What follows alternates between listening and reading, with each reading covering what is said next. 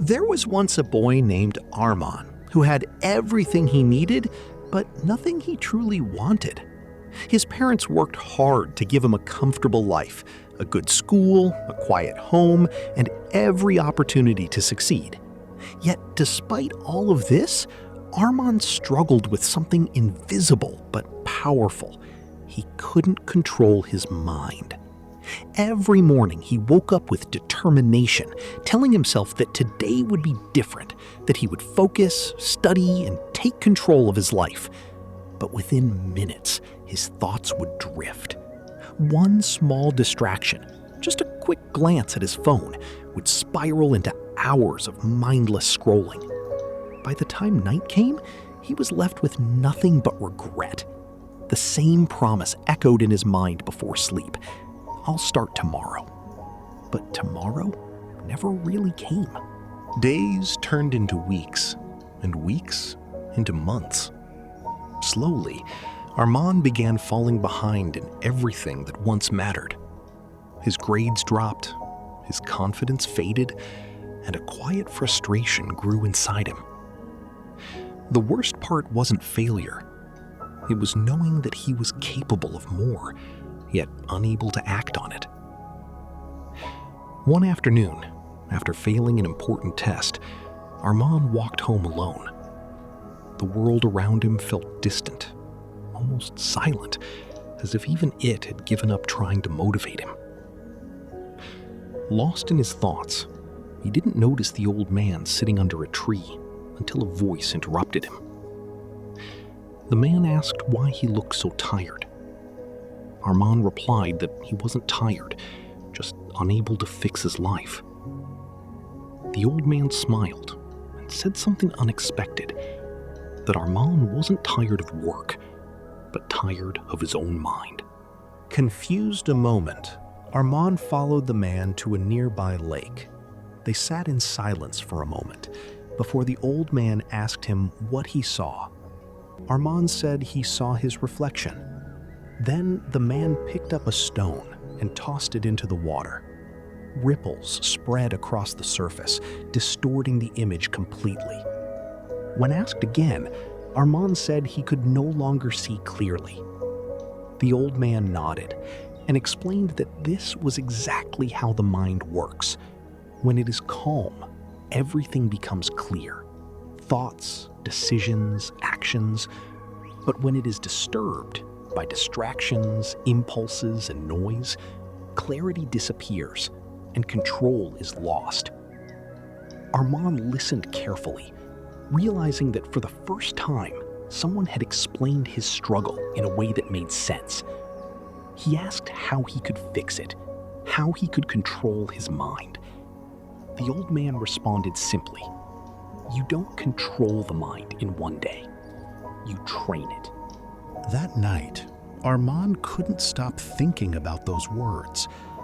The next morning, when his alarm rang, his instinct was to reach for his phone, just like always. But this time, he paused. Remembering the advice, he stopped himself and chose differently. It was a small decision, almost insignificant, yet it felt powerful. He sat up, put his phone aside, and opened his book. The first few minutes were difficult. His mind resisted, whispering excuses, urging him to quit, to check his phone, to delay. But Armand stayed. Not perfectly, not effortlessly, but intentionally. That day, he studied for just 30 minutes. It wasn't much, but it was something he hadn't done in a long time. He had followed through. And for the first time in months, he felt a sense of pride. The next day, he repeated the process, and the day after that. Some days he succeeded, and some days he failed. But instead of giving up, he returned to the effort each time. Slowly, something began to change. The same mind that once distracted him started becoming quieter, more focused, more cooperative. His concentration improved, his confidence started to rebuild. and his actions began aligning with his intentions. Weeks later, Armand returned to the lake and found the old man sitting in the same place. He shared his progress, explaining that things were starting to work.